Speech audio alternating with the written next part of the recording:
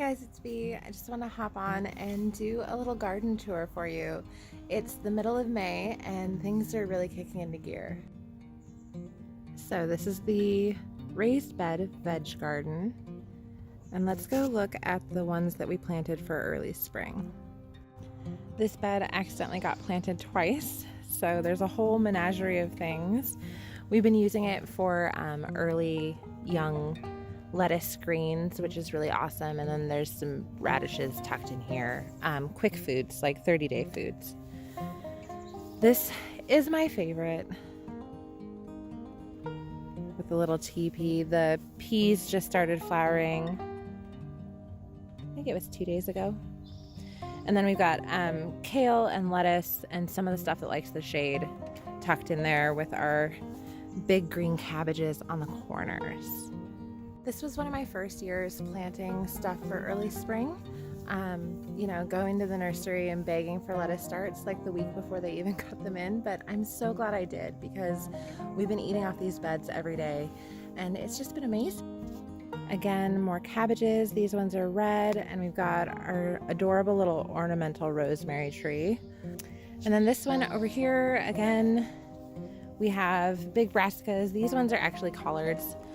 For collard greens. We could definitely start harvesting those anytime.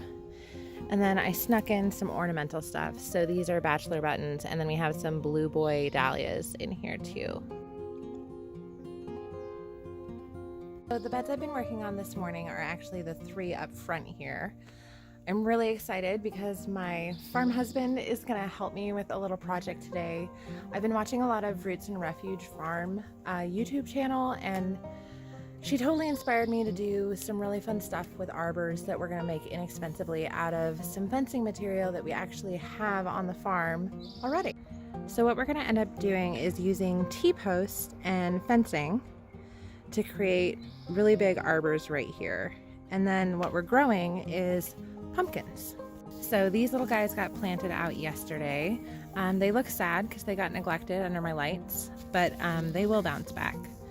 And they are Casperita, which is like a little white, tiny pumpkin. They're so cute, super, super Instagram worthy. And I'm so excited because when they get big, they will grow all the way over the trellis. And there'll just be like a little tunnel right here. And then we're gonna do another one right there. Sometimes people look at my garden and they think, wow, you crazy overplant, you plant really intense. And it's true, I do. But that is how I combat weeds. I hate weeding and I grow a lot of stuff, so I really don't have the time to do a lot of weeding. And by planting everything so tight, it shades out the soil and the weeds just can't compete. So that is my method. Doesn't that just make you hungry? It makes me hungry. But yeah, if you get down in here, you can see no weeds.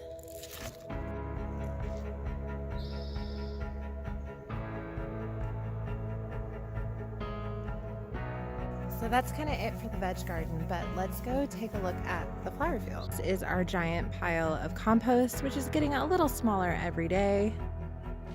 And this is our 50 by 50 flower field, brand new for 2020. What I absolutely love about this compost is that it's USDA organic, so it's made entirely from plant material, and it's really bright out.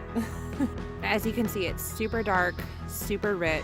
There's no manure in here, and it's so warm, and there's so much activity and life and bacteria. It's just beautiful stuff. And that richness is really important because this is our native soil, and it is clay, and it is rocks. And when you mix them together, it helps so much with soil structure because it doesn't clump as easily, which means we've got better drainage.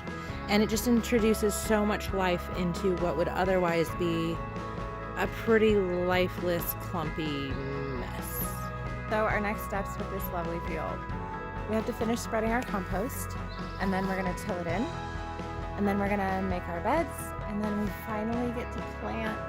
Normally I would want to be planted by Mother's Day here in the Pacific Northwest, but it was not in the cards for us this year. So We are scrambling to get it done and just having a blast. So that's it for now. That's what's going on in our garden this spring, and I will give you guys an update in another week or two. I really love sharing the progress, and I know you guys love seeing it. So thanks for watching, and we'll talk to you soon.